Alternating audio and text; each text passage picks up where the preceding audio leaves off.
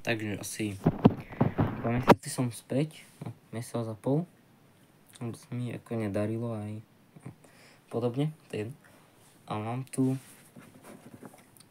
4-tranzistorový ultra jednoduchý primáž na sluchatka.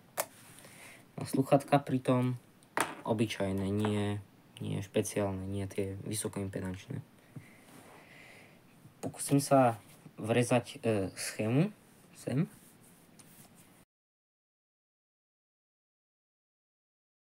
No.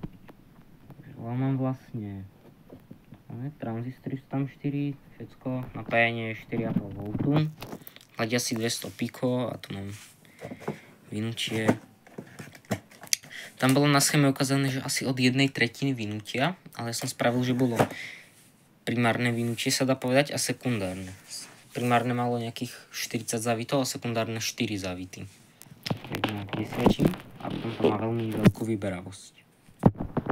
Spravíme tu hladenie, vstup, sluchatka, vypínač. Dovnútra ukazovať asi nebudem, chce sa mi otvárať. Skúsim to. Keľu antenu.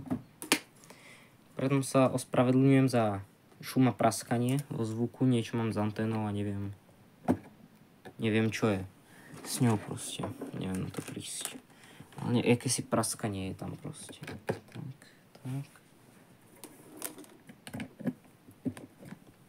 No, aby sa chápalo asi, aká je tá anténa obrovská. Veľmi. Chytám na túto kryštálku, viem vyladiť Česko. Na túto kryštálku viem vyladiť Česko. Autona je 15 piko, 10 piko oddelovacie od antény. Takže to s normálnou aj s 2-metrovou anténou, aby som chytil bez oddelovacieho kondenzátora. Na schéme je 100 piko, ja mám 10 piko. Bez oddelovacieho by som na 2 metre antény chytil už, asi možno stanicu 2. Zapnem to.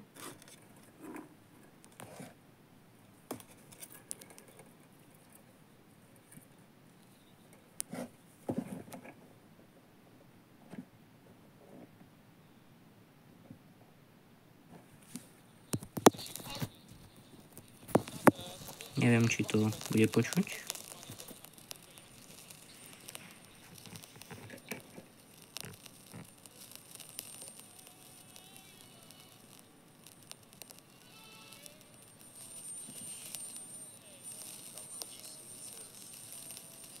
No, Česko.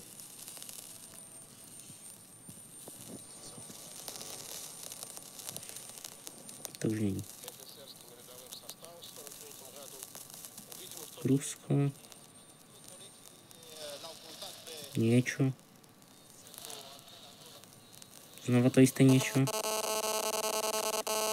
Ospravedlňujem sa za toto.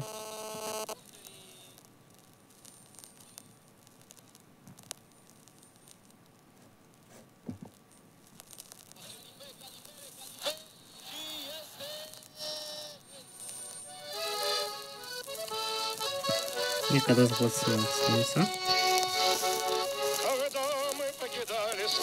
To je Rusko.